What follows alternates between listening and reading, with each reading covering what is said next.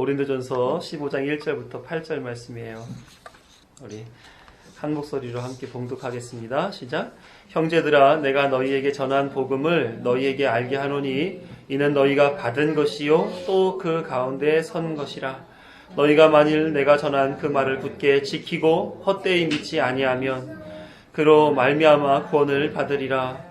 내가 받은 것을 먼저 너희에게 전하였노니 이는 성경대로 그리스도께서 우리 죄를 위하여 죽으시고 장사 지낸 바 되셨다가 성경대로 사흘 만에 다시 살아나사 게바에게 보이시고 후에 12 제자에게와 그 후에 500여 형제에게 일시에 보이셨나니 그 중에 지금까지 대다수는 살아있고 어떤 사람은 잠들었으며 그 후에 야고보에게 보이셨으며 그 후에 모든 사도에게와 맨 나중에 만삭되지 못하여 난 자 같은 내게도 보이셨느니라. 아멘. 이 말씀에 담으신 그리스도의 부활의 의미가 저와 여러분에게 풍성히 채워지기를 간절히 소망합니다. 우리 어린이 말씀 나눠야죠.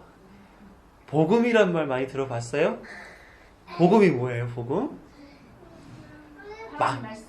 하나님의 말씀. 오, 그것도 맞는 말이에요. 복음? 우리가 말하는 소위 복 있죠. 복된 소리, 복된 소리, 복된 말씀을 복음이라고 얘기를 해요.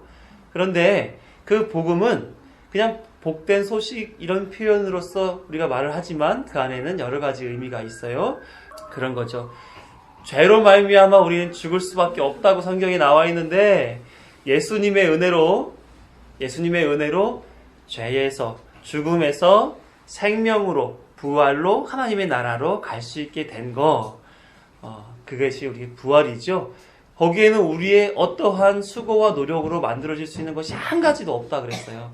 다 하나님이 해주시는 선물이라고 그랬어요. 그런데 오늘 요 고린도전서 15장 1절부터 8절의 말씀을 보니까 이 복음은 예수님이 하신 일인데 두 가지로 설명을 하고 있어요. 그것이 뭐냐면 3절에 보게 되면 맨 끝에 그리스도께서 우리의 죄를 위하여 죽으셨다 하는 것이 한 가지고 또 한 가지는 4절 끝에 사흘 만에 다시 살아나셨다. 복음에는 두 가지 예수님의 행적이 담겨져 있구나. 하나는 예수님의 죽으심이요 또 하나는 예수님이 다시 사신 것이구나. 그렇죠? 그래서 우리는 복음을 알 때 내가 지옥 안 가고 천국 가는 거, 우와, 그래, 나 이제 안 죽어. 나는 천국 갈 사람이야. 이렇게 여기는 것도 되게 중요하지만 정작 알아야 될 것은 예수님이 죽으셨다는 것과 예수님이 부활하셨다고 하는 그 사실인 거예요. 그래서 예수님은 왜 죽으셨지? 예수님은 어떻게 다시 부활하신 거야? 이거를 알게 되게 되면 그 예수님이 행하신 복음의 내용이 더 우리에게 크게 느껴질 수가 있어요. 예수님은 왜 죽으셨어요? 우리 죄를 사하시기 위해서 우리가 죽어야 할 것을 대신 죽어주셨어요. 그렇죠? 또 예수님은 어떻게 부활하셨지? 예수님은 어떻게 부활하셨어요? 자다가 잠깐 잠이 깨셨나? 그런 건 아니죠. 예수님은 하나님의 은혜를 입었어요. 그래서 하나님께서 내가 너한테 명한 내 백성 다시 살리는 일을 책임있게 잘 해주었구나 하고 하나님으로부터 인정을 받게 되었어요. 그래서 하나님의 인정을 받은 예수님은 다시 죽으셨다가 살아나는 것으로 확인을 받게 돼요. 그래서 예수님의 부활은 하나님을 만족시켜드리는 그런 일의 증거로구나. 예수님이 죽으셨다고 하는 것이 하나님을 기쁘시게 했구나. 그래서 하나님이 그래, 너가 내 뜻을 그대로 잘 했으니 나는 너에게 부활이라는 것을 줄 거야. 하나님이 주시는 그 일이라고 하는 사실이에요. 거기에는 예수님 스스로가 일어날 수 없었던 건 아니죠. 예수님도 스스로 일어났다고 그래요. 그래서 예수님의 부활은 하나님으로부터의 인정받은 사건이요. 또 한 가지가 있어요. 또 한 가지는 부활이라고 하는 것은 사람을 죽음에서 생명으로 옮겼다라고 하는 그 사실을 확인시켜 주는 거예요. 그래서 옛날에 보면 성경에 보게 되면 여러 죽었다 살아난 사람들이 있어요. 야이로의 딸이 그랬죠. 또 나사로도 그랬어요. 그리고 예수님이 십자가에 못 박혀 죽으셨을 때 무덤에서 잠자던 자들이 막 일어나기도 했어요. 아, 이렇게 사람들이 죽음에서 이겨나는 것을 보여주시기 위해서 예수님이 부활하셨구나. 두 가지를 우리는 알 수가 있는 거예요. 복음은 뭐라고 했어요? 아까 전에 죽음과 부활이라고 했죠. 그렇죠? 그 내용을 예수님이 하셨는데 죽으신 것은 우리의 죄를 다 사하시기 위해서 죽으신 거고, 살아난 것은 그 죽으심이 하나님을 만족시켜 드렸고 사람의 구원의 완성을 보여주는 것으로서 부활이 된 거예요. 너무 어렵지만 그래도 되게 이 내용을 아는 것은 중요해요. 왜? 다른 교회, 다른 사람들 우리가 알았던 것들만큼이나 머릿속에는 부활은 예수님이 나를 위해 죽었다 살아나신 기쁜 날이야 정도밖에 기억하지 않아요. 목사님도 그랬고 목사님의 예쁜 딸들도 그래요. 다 거기까지만 알고 다 나를 위해서만 생각을 해요.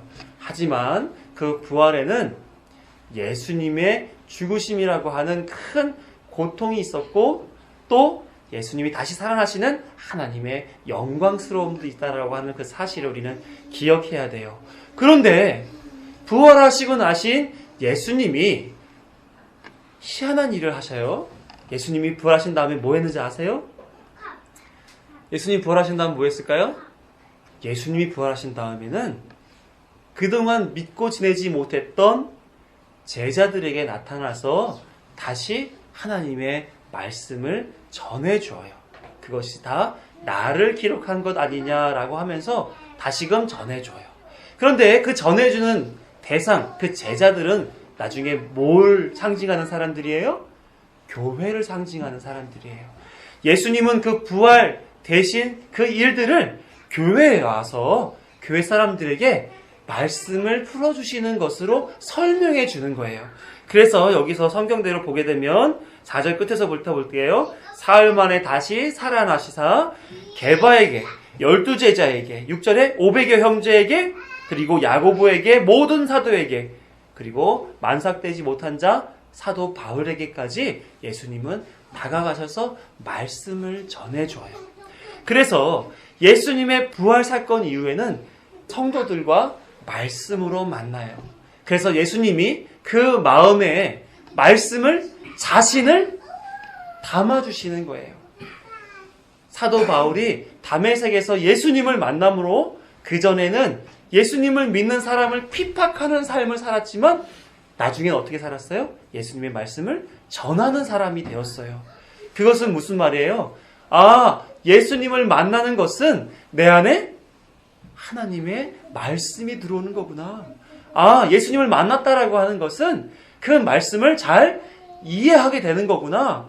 아, 예수님을 만났다는 것은 다른 사람들에게 마음에 담겨져 있는 그 말씀을 전하는 자가 되게 하는 거구나 하는 사실을 우리에게 알려주는 거예요.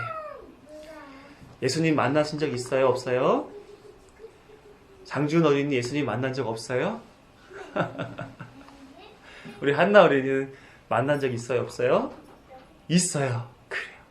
예수님은 지금도 우리에게 다가오셔서 말씀하고 계세요. 목사님을 통해서, 성경책을 통해서, 그리고 밖에 있는 여러 가지 모든 생활들을 통해서 다 우리에게 말씀하세요. 우리에게 뭐 하라고요? 나를 알라고. 내가 부활했다고.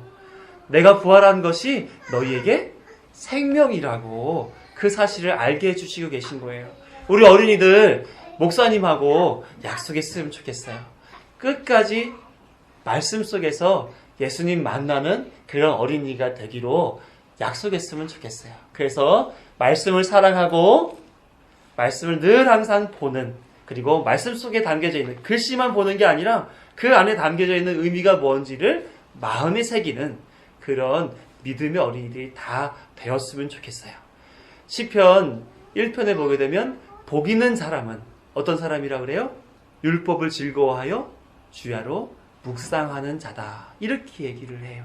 그러니까 우리 어린이들 늘 항상 그처럼 복 있는 그런 은혜가 있는 그런 믿음이 있는 어린이들로 다 자라나기를 간절히 소망해 봐요. 네, 우리 약속할게요.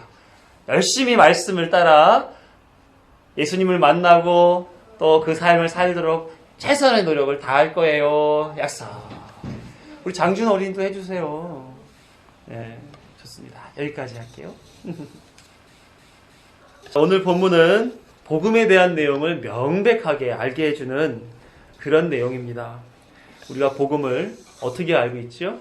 아까 어린이들 말씀 속에서 나눴던 것처럼 죄로 죽을 수밖에 없는 우리를 위해 예수님이 대신 죽어주심으로 사망에서 생명으로 옮겨짐을 받은 것.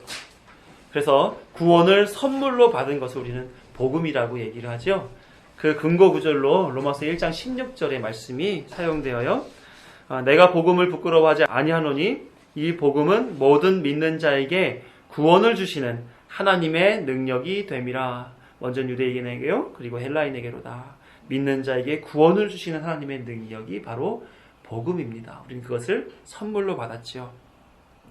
그래서 구원받을 복된 소식이라 해서 우리는 그것을 복음 이렇게 얘기하는 겁니다. 그 복음이 어떤 원리로 우리에게 주어졌는지 선언하는 내용이 바로 오늘 본문의 말씀이에요. 많은 성경학자들이 이 본문을 복음에 대한 캐리그마라고 얘기를 합니다. 캐리그마라고 하는 것은 어떤 공적인 사자가 어떤 일정한 소식을 가지고 공중 앞에서 외쳐 선포하는 일을 가리키는 말이 캐리그마예요.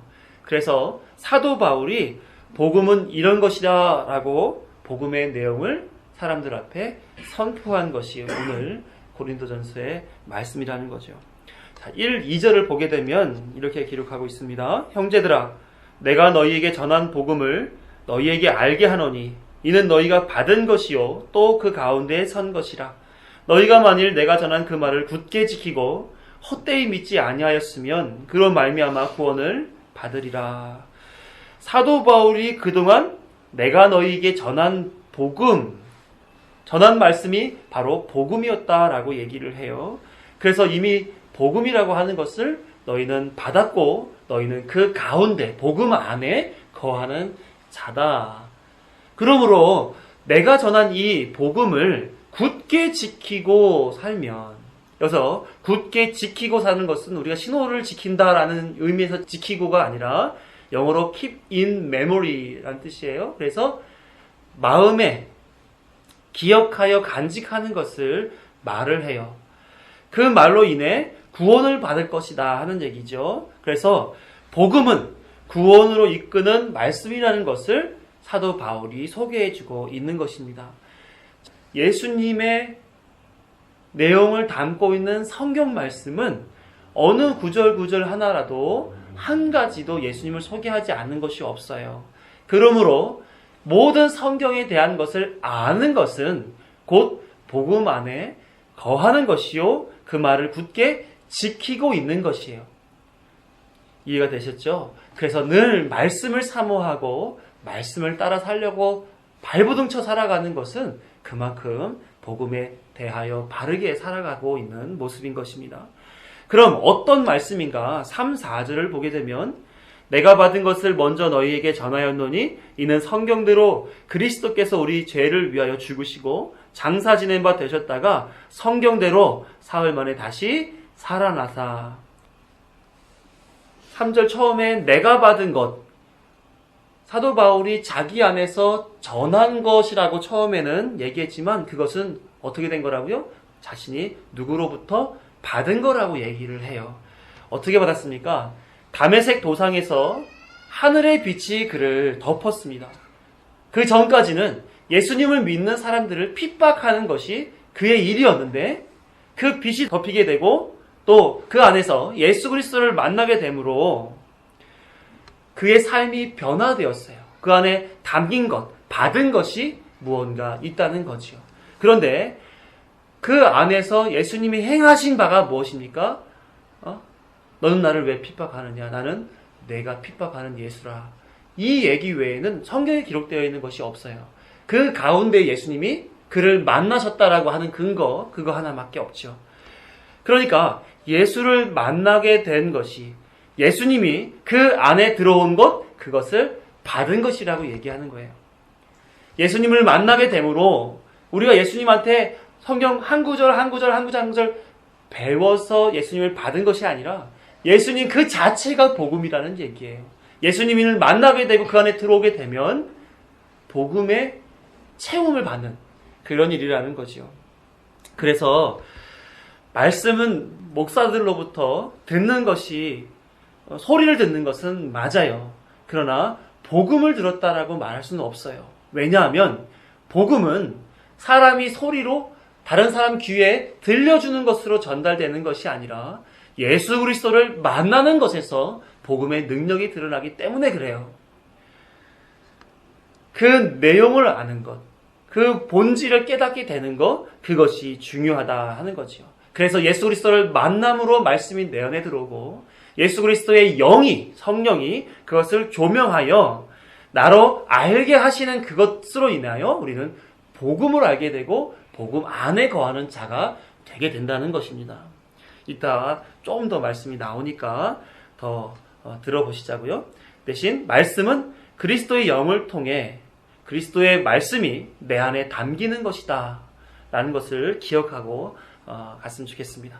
사도 바울은 자신이 받은 말씀, 복음을 가지고 그들에게 그대로 전하게 되었습니다. 성경대로, 성경에 기록된 것을 전했다는 거예요. 그래서 3절에 보게 되면 성경대로, 모세와 선지자들이 기록한 예언대로라는 표현이지요. 그리스도께서 죽으셨다 이렇게 얘기합니다. 죽음. 또 4절을 보게 되면 성경대로, 예수 그리스도께서 어떻게 하셨다고요?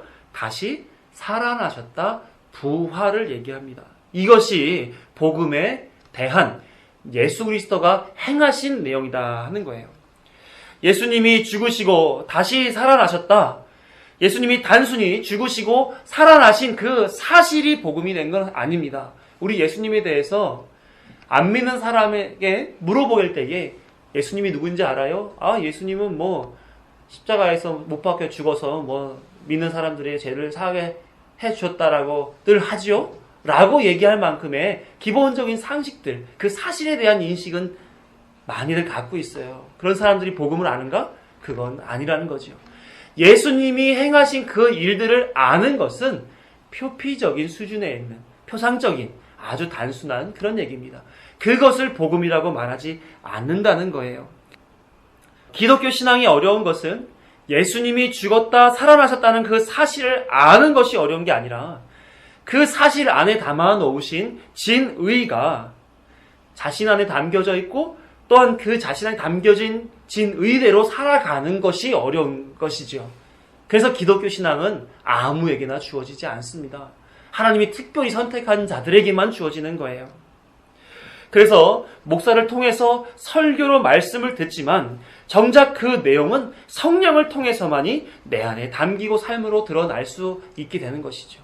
그러니까 여기서 다 듣고 이것으로 충분히 다 알았다라고 볼 수도 없고, 뿐만 아니라 여기서 멈춰 주일만 지키면서 신앙생활, 말씀 듣는 생활, 이걸로 만족해서는 절대로 안 되는 겁니다.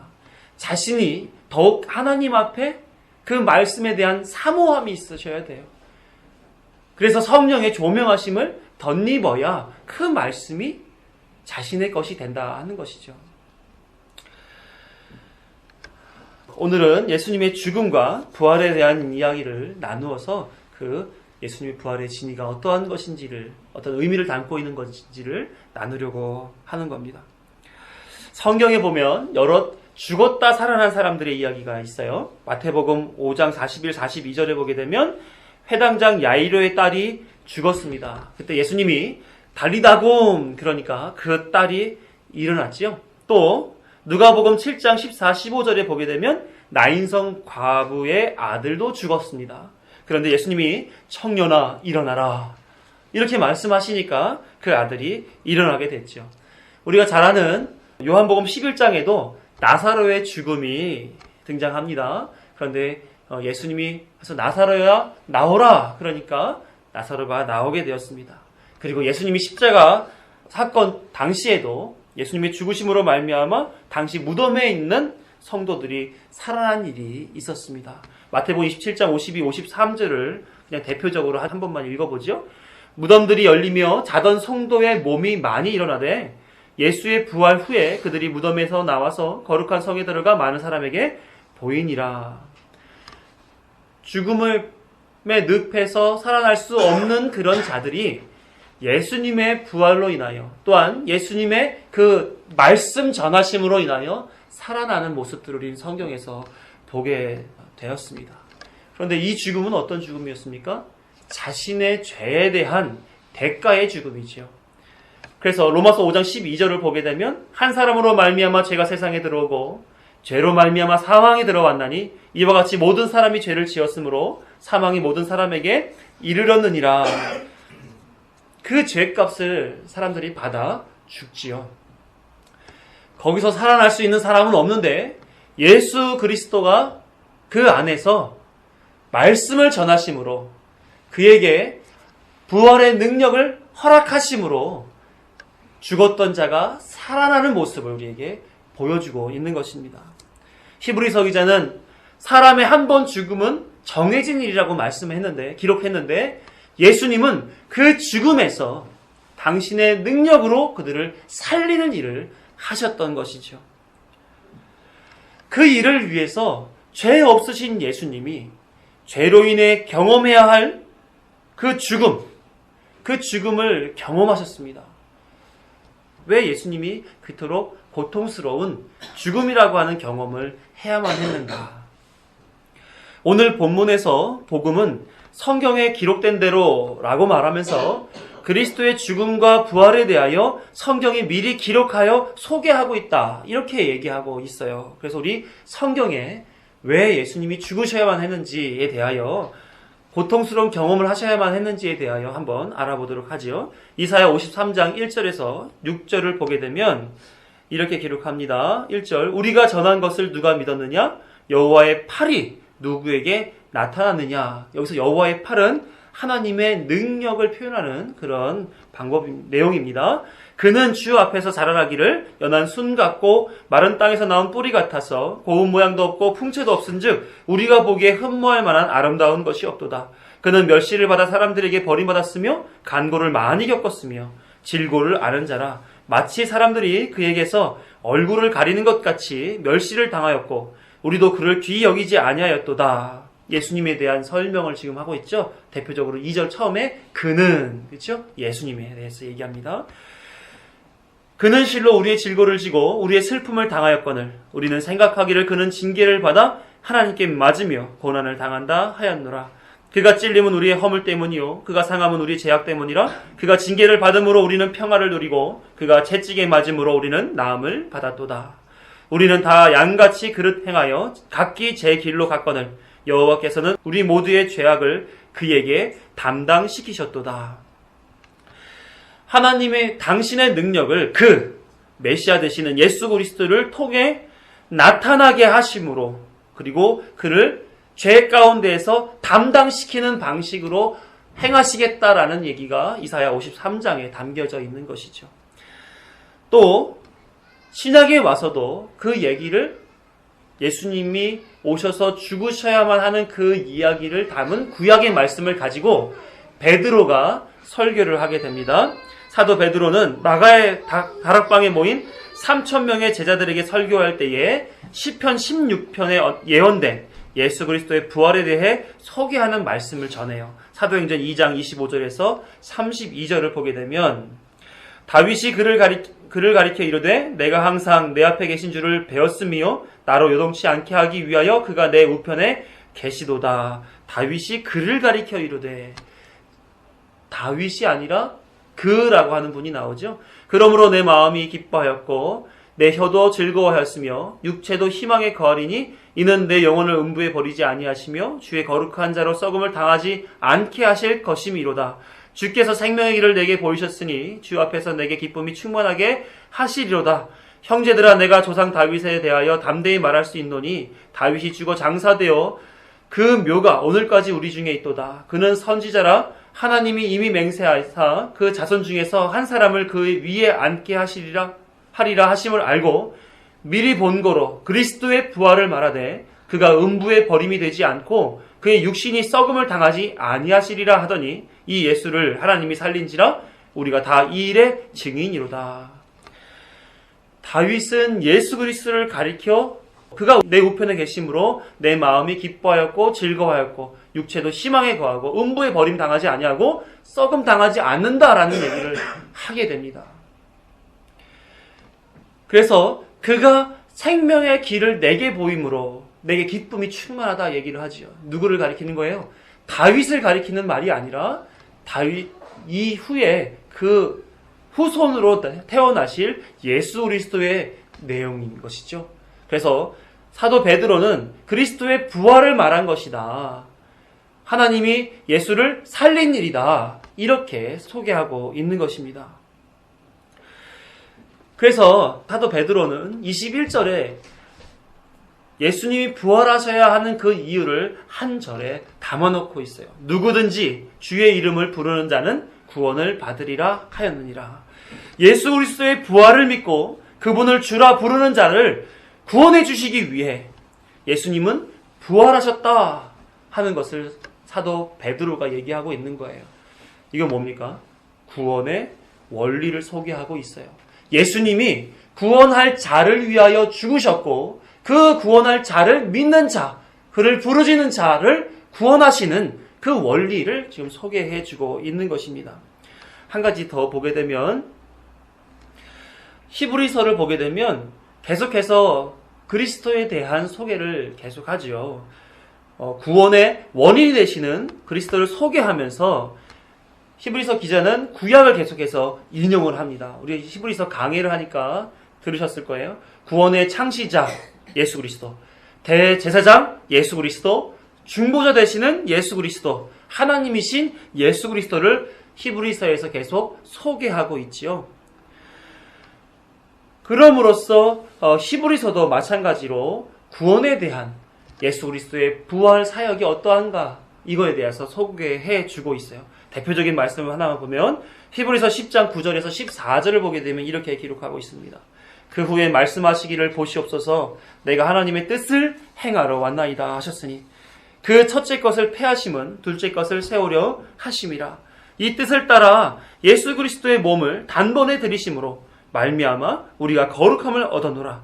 제사장마다 매일 서서 섬기며 자주 같은 제사를 드리되 이 제사는 언제나 죄를 없게 하지 못하거니와 오직 그리스도는 죄를 위하여 한 영원한 제사를 드리시고 하나님 우편에 앉으사 그 후에 자기 원수들을 자기 발등상이 되게 하실 때까지 기다리시나니 그가 거룩하게 된 자들을 한 번의 제사로 온전히 영원히 온전하게 하셨느니라. 이렇게 보게 되더라도 예수님의 죽으심과 예수님이 행하신 그 죽음에 대한 능력이 무엇이며 부활이 무엇인지에 대해서 알게 해주는 그런 내용들이죠.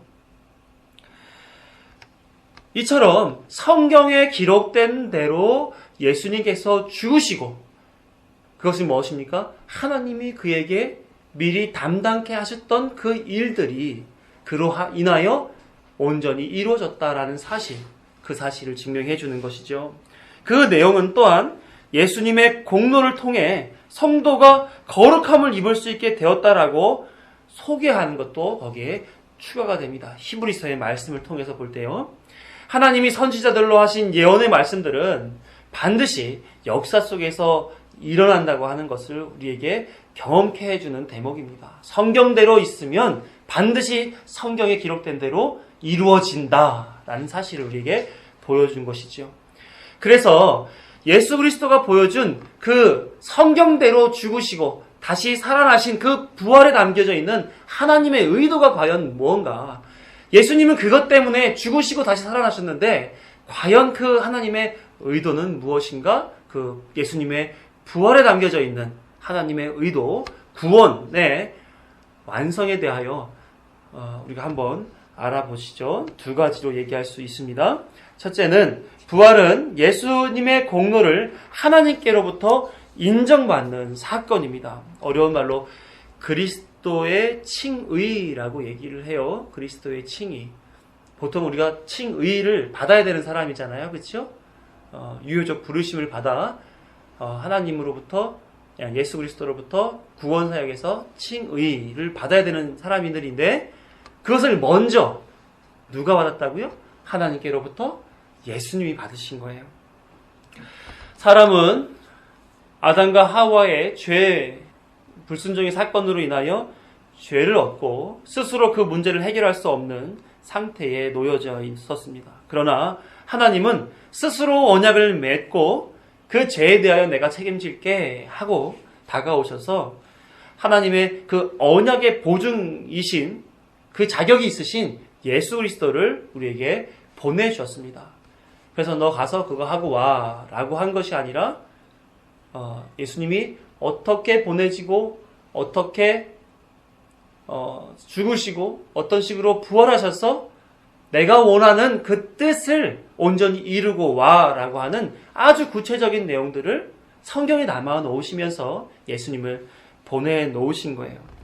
보냄을 받은 예수님께는 하나님이 주신 그 과제는 하나님의 공의에 합당한 생애를 살아내야 되는 거예요. 바로 사람에게 주어질 형벌, 죄의 문제, 사망, 이것을 해결하기 위해 예수님은 죽으시는 그 하나님의 의도를 완벽하게 수행해야 되는 것이죠.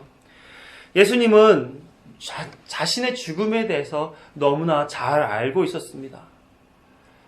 생각해 보시면 여러분들이 언제 죽는다라고 하는 그 사실을 알고 계시다면 하루하루가 어쩔까요? 만약에 10년 후에 죽는다 하게 되면 나 10년 후에 죽는데 하루 지나면 9년 364일 후에 죽는데 우리 군대 국방부 시기는 돌아간다고 얘기하잖아요. 저녁 일자가 하루하루 다가오는 것을 맨날 손꼽고 있는데 죽음의 날짜가 다가온다라고 하면 그 마음이 편안할까요? 그것을 너무나 잘 알고 있는 예수님의 마음이 어땠을까요? 예수님은 자신의 죽음에 대해서 너무나 잘 알고 있었어요.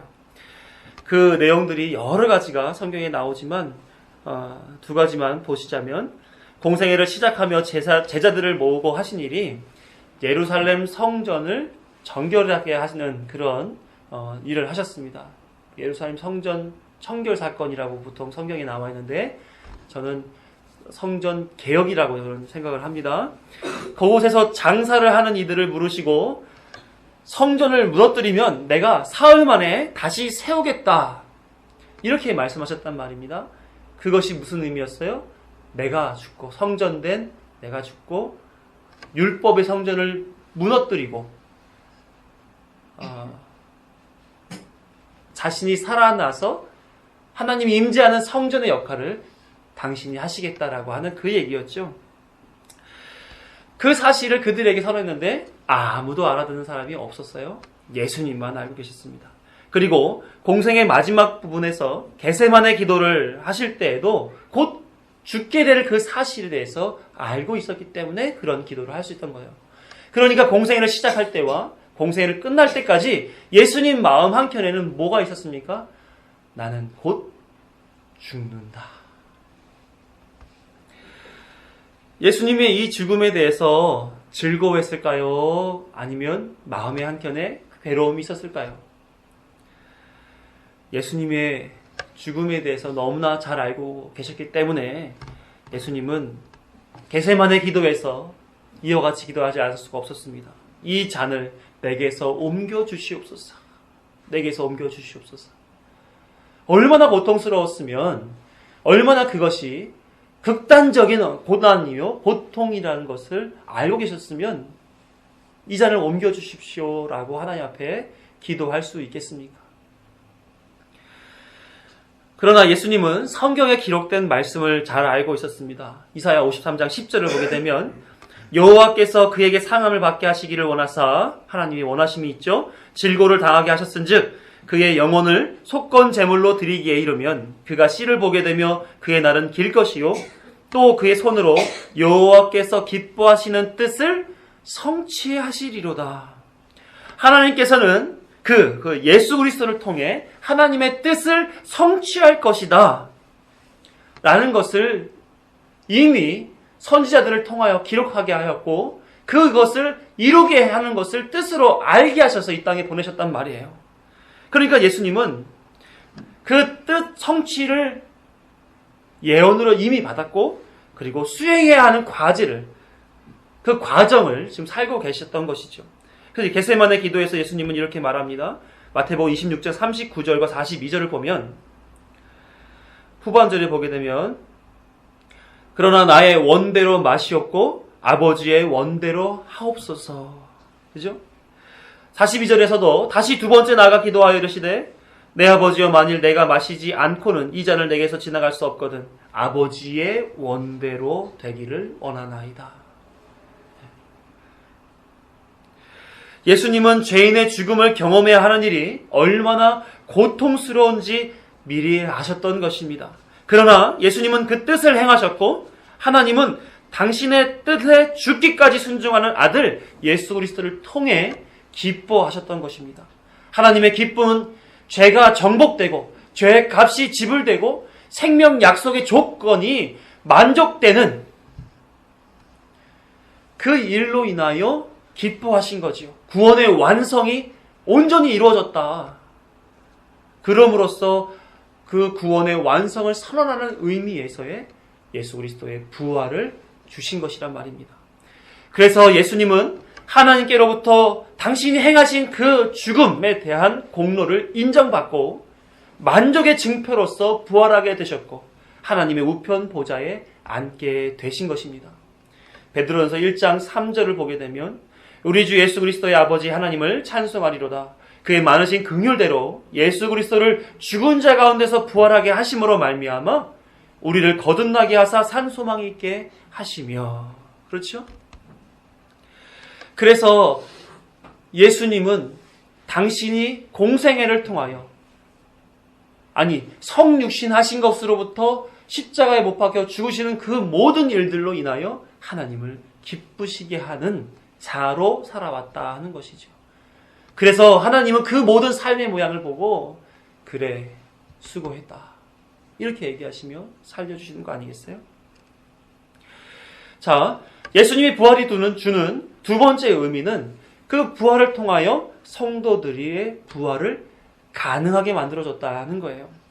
사람이 죽었다 살아난 사건은 과거에도 있었다 했습니다. 하지만 그들의 부활은 그리스도 안에 있는 자들이 다시 살아날 것을 보여주는 상징적인 부활이었어요. 왜요? 그 사람들 실제로 부활해서 예수님이 말씀하시는 그 부활을 살아난다면 그들 지금까지 살아있어야 되겠죠. 그렇죠? 다시 그들이 죽었다라고 하는 것은 그들에게 부활이 무엇인지를 알게 해주기 위한 하나님의 목적을 상징적으로 보여줬다라고 하는 거예요. 하나님 앞에서 그리스도의 부활은 죽은 자들에게 공급될 생명의 근거다. 이 사실을 알게 해주기 위하여 그들은 잠시 살아났던 것입니다. 고린도전서 15장 20절을 보면 그러나 이제 그리스도께서 죽은 자 가운데서 다시 살아나사 잠자는 자들의 첫 열매가 되셨도다. 예수님의 죽음과 부활은 그래서 성도들의 부활, 잠자는 자들을 깨우는 근거가 된다는 것입니다. 하지만 이 근거가 모든 사람들에게 적용되는 것은 아니었어요. 누구에게만 적용됩니까? 하나님이 택한 자들에게만 적용되는 것이죠. 그들에게만 허락된 은혜인 것입니다. 요한복음 1장에서 보게 되면 예수님이 말씀으로 오실 때에 사람들은 어둠에 있으므로 빛이신 예수님을 알지도 영접하지도 못했다. 이렇게 기록하고 있어요. 그런데 요한복음 1장 12절쯤에 보게 되면 영접하는 자, 곧 그 이름을 부르는 자들에게는 하나님의 자녀가 되는 권세를 주셨다라고 얘기를 합니다. 앞에는 없다라고 했는데 뒤에는 영접하면은 이라고 얘기를 해요. 다시 말하면 무엇입니까? 예수 그리스도로 말미암아 그 부활의 능력을 받을 자들이 일어나게 되는데 그들을 영접하는 자, 자녀라고 일컬을 것이다 라는 것을 공생에 시작할 때부터 선언하고 있는 것입니다. 그리스도 안에 있는 사람들은 반드시 영접하게 될 것을 미리 선언한 것이죠. 고린도전서 15장 22, 23절을 보게 되면 아담 안에서 모든 사람이 죽은 것 같이 그리스도 안에서 모든 사람이 삶을 얻으리라. 그러나 각각 자기 차례대로 되리니 먼저는 첫 열매인 그리스도요. 다음에는 그가 강림하실 때에 그리스도에게 속한 자요. 그러므로 예수님의 부활은 그리스도 속한 자들이 부활할 것의 근거가 되고 그 이후에 이제 부활하신 이후에는 그 근거를 가질 자들에게 뭘 해야 돼요? 만나주시는 일들을 하시는 거예요. 예수님은 부활 이후 구원할 자들에게 나타났습니다. 구원이 완성되었으므로 본격적으로 구원 사역을 하는 것이죠. 누가복음 24장 25, 27절을 보게 되면 그 사람들의 상태가 어떠한지를 대표적으로 알려주는 본문이 나와요. 이르시되 미련하고 선지자들이 말한 모든 것을 마음에 더디밌는 자들이요. 그리스도가 이런 고난을 받고 자기 영광에 들어가야 할 것이 아니냐 하시고, 이 누구에게 한 말씀이에요? 엠마오로 가는 두 제자에게 하는 겁니다. 예수님이 바로 공생의 기간 동안에 끊임없이 전하시고 보여주신 그런 인물들이에요. 그런데 그들이 어떠한 상태에 있다고요? 더디밌는 자의 삶을 살고 있더라. 성경에서 기록한 나의 이야기를 듣지 아니했느냐? 그 성경에 기록된 대로 내가 십자가에 못 박혀 죽고 살아나야 할 그 고난의 과정들, 그 자기의 영광에 들어가야 할 그 일들 너희들은 이미 배웠지 않았느냐? 그런데 어찌 더디밌느냐? 알지 못하느냐? 이렇게 하는 거예요. 자기 영광이 뭐라고 했습니까? 그 부활의 의미가 뭐라고 그랬어요? 하나님께 받은 그리스도의 칭의, 그게 영광이죠. 하나님으로부터 칭의를 받았으니까 자기 백성들의 구원이 완성되는 것, 그것이 그리스도의 영광 아니겠어요? 그리스도의 영광을 내가 들어가야 되지 않느냐? 그 일은 반드시 일어날 일이 아니었느냐? 그러면서 그들을 책망하시죠. 왜 더디 믿느냐? 그리고 예수님은 27절에서 이에 모세와 모든 선지자의 글로 시작하여 모든 성경에 쓴 바 자기에 관한 것을 자세히 설명하시느니라. 예수님은 성경을 설명해 주고 계셨던 거예요. 말씀은 이처럼 예수님이 전하시고 그리스도의 영이 깨닫게 하시는 거예요. 지금도 교회에 오셔서 말씀을 듣는 것과 평상시에 성경을 읽는 것과 혹은 극동방송이나 아니면 다른 매체를 통하여서 하나님 말씀을 듣는 그 속에서 우리는 그것을 설교 들었네, 오늘은 이런 말씀 들었네, 이게 아니라 그 말씀에서 예수님을 만나셔야 되는 거예요. 예수님은 그거 하기 위하여 부활하신 후에 첫 번째 제일 먼저 하신 것이 그들에게 나타나셔서 구원에 대하여 얘기해 주는 거예요. 구원에 대하여. 정말 여러분들 예수님 만나셨습니까? 정말 예수님 만나셨어요? 신앙생활은 다른 거 하려고 하는 게 아니에요. 예수님 만나려고 하는 거예요. 예수님 만나서 예수님이 행하셨던 그 구원에 대하여 예수님으로부터 듣는 거예요. 그래서 제가 살아가는 이 방식대로 살면 죽는데 예수님 가르쳐 주신 이 말씀대로 하면 사는군요. 이거를 알고 가는 게 신앙생활인 거예요. 그래서 그 감사, 그 부활하신 그 복음의 근거가 되신 예수 그리스도, 그 예수 그리스도께 나의 은혜 받은 것으로 인하여 그 말씀에 더욱더 순종하고 사모하고 이끌림 받아 살아가려고 발버둥 치고 살아가는 거예요. 그게 그리스도인의 삶인 거죠. 이와 같이 예수님은 부활하신 후에 나타나셔서 성경을 풀어주시는 일을 하셨습니다. 성도들을 위해 구원의 근거를 완성하시고 성경, 복음을 설명해 주시는 예수님의 열심, 그 열심을 우리는 바라봐야 되는 거예요. 오늘 본문 4절에서 8절이 그것을 대표해 주지요.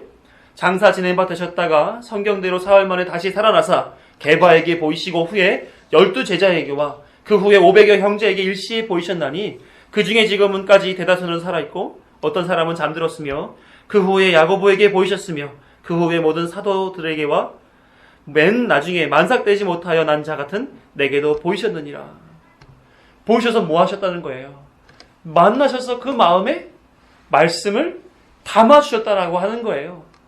맨 마지막 만삭되지 못한 자 나 사도 바울, 예수님 만나서 예수님을 핍박하고 믿는 사람들을 핍박하는 그 자가 예수님을 증거하는 자로 살잖아요. 그 말씀이 마음에 들어와 있으니. 부활하시고 사람들에게 나타나셨습니다. 어떤 사람들에게 나타났어요? 지금은 개인에게, 제자에게, 형제들에게 이렇게 나타났다고 써있지만 이것은 곧 교회를 상징하는 사람들에게 나타났다는 거예요. 그들에게 성경에 기록된 대로 나 다시 살아났다 하는 것을 보여주시기 위하여 나타나셨던 것이죠. 성경에 기록된 것은 완전히 이루어진다. 구원 이루어진다. 이 얘기를 하시기 위하여 오신 거예요.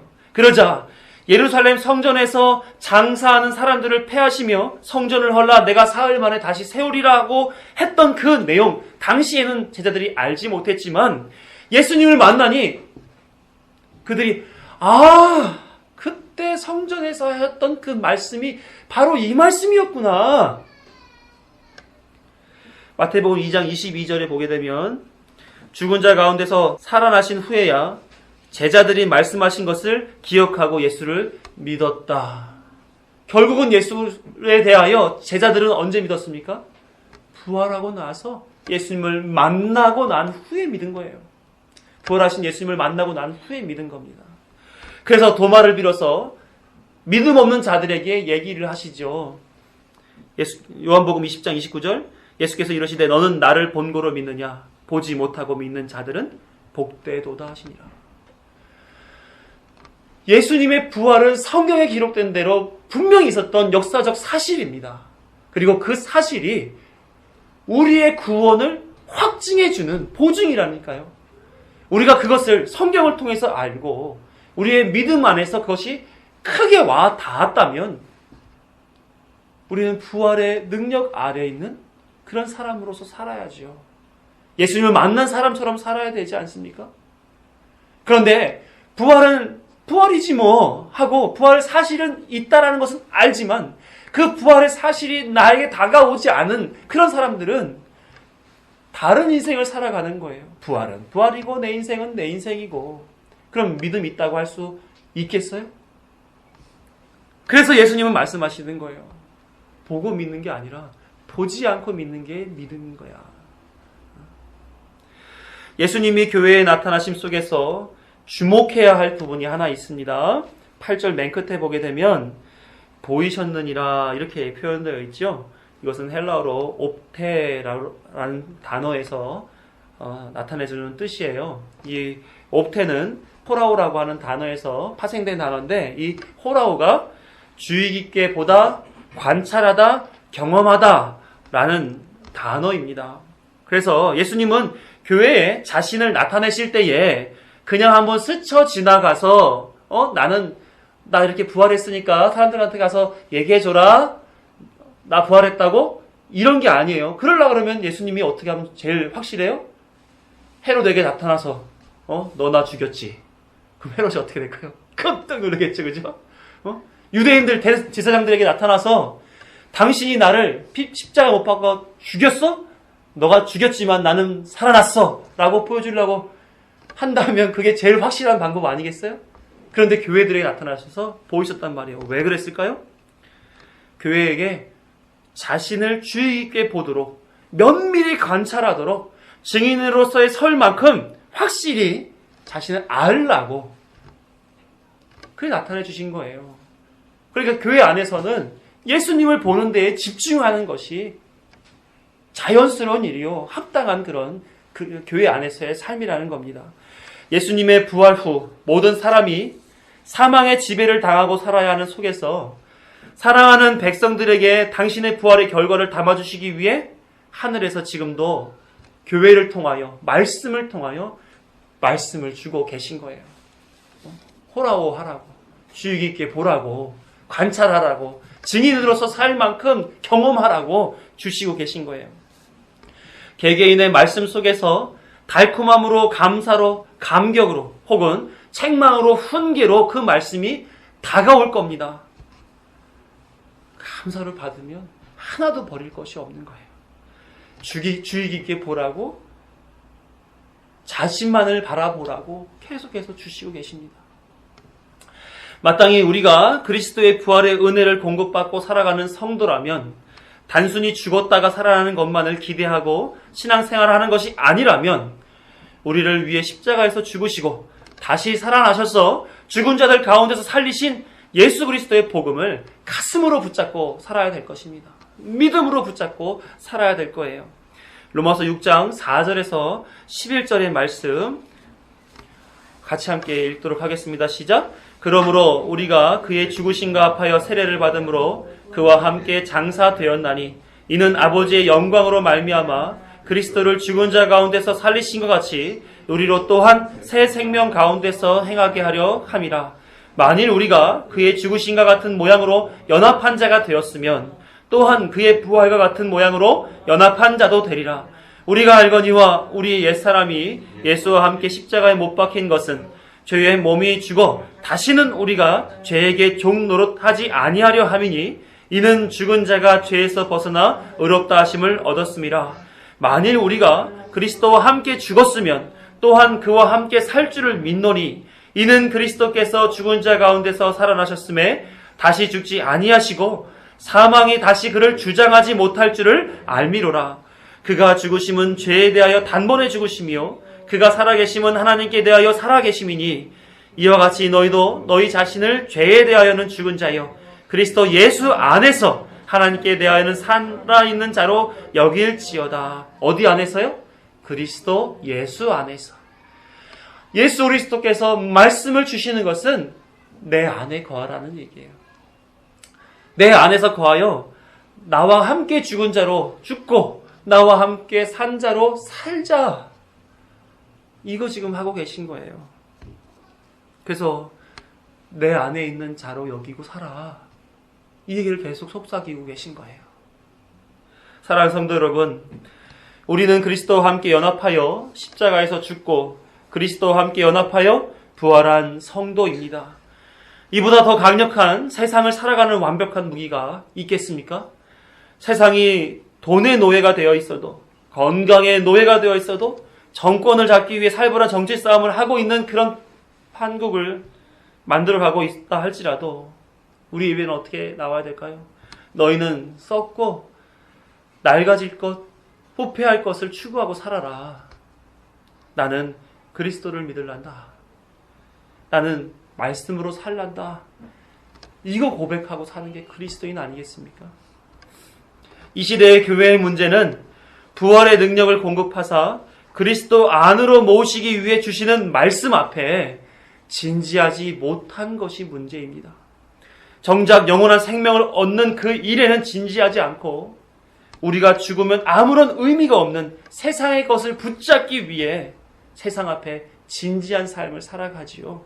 돈 버는 일, 성공하는 일, 내 이익, 내 유리함을 챙기는 일, 여기에 목숨 걸고 살지 않습니까? 예수님이 부활하시기까지 우리에게 주시기를 원하셨던 것은 생명인데 이를 무시하고 각각 자신들은 오늘도 자기 갈 길을 갈 것입니다. 예수님이 행하신 그 모든 것들을 마치 조롱하듯이 여기며 그런 자기 길을 갈 거예요.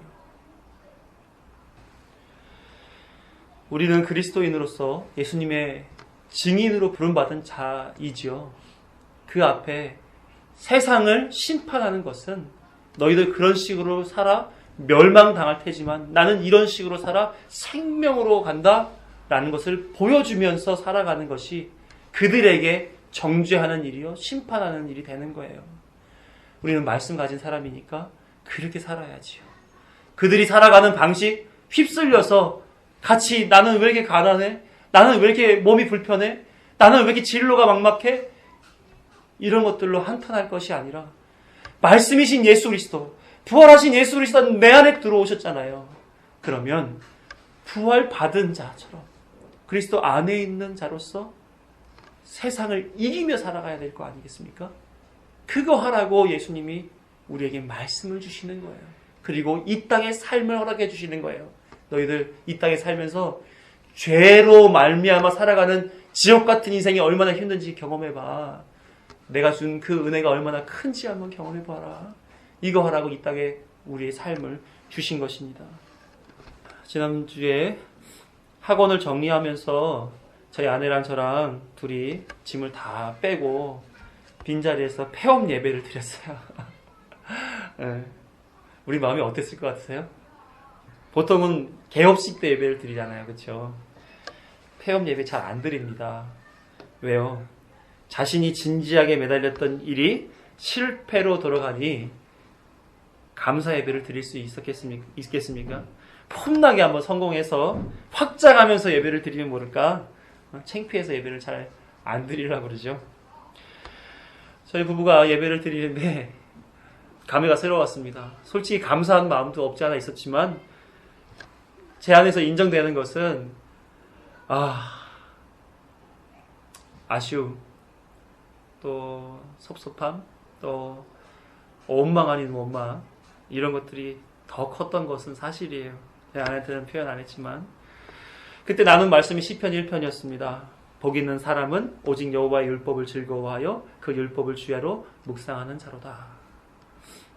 읽고서는 아내한테 한마디 했죠. 그래, 우리 이제 더 그리스도인답게 말씀에 진지한 사람 됩시다. 얘기했어요. 오늘 말씀에 비춰볼 때 그리스도께서 부활하신 그 사건이 우리의 삶의 능력으로 드러나기 위하여 드렸던 말씀처럼 말씀 앞에 진지한 사람이 되어야 되겠다는 것을 나눴던 것이죠. 폐업이 복될 수 있는 것은 세상의 눈으로 봤을 때는 하나도 없죠. 그런데 하나님의 눈으로 봤을 때는 그리스도께 더욱 집중하게 만들어주시는 것이기 때문에 폐업이 복된 일이라고 저는 믿습니다. 그래서 폐업한 후에 여기를 아직도 정리가 다 안 끝났지만 하나하나 정리해 가면서 더 하나님 앞에 집중하고 더 하나님 앞에 또한 말씀 앞에 진지하는 그런 우리가 되어야겠다는 생각을 했었었고요. 그렇게 살려고 마음 먹고 있어요. 사랑하는 성도 여러분, 말씀을 마무리합니다. 부활주일은 예수님의 부활을 즐거워야 할 의미 있는 절기예요. 교회들마다 이 절기들을 의미 있게 보내기 위해 얼마나 많은 행사와 선물과 나눔이 있는지 모릅니다. 우리는 어제 이거 만들었어요, 집사님. 나름 이쁘죠? 예. 우리 집사님들, 우리 자녀들 나눠주고, 또, 우리 성도님들도 못 오신 분들도 챙겨주고, 또 주변의 분들한테 나눠주려고. 잘 삶아야 되는데, 삶아진 거 반, 깨진 거 반. 그랬습니다.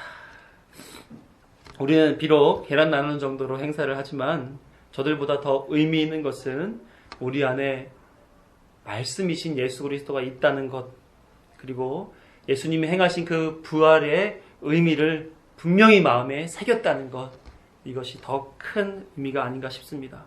한 가지만 우리 기억하시고 하시자고요. 그리스도 안에서 하나 된 여러분이 구원을 얻도록 부활하신 예수 그리스도께서 지금도 일하고 계십니다.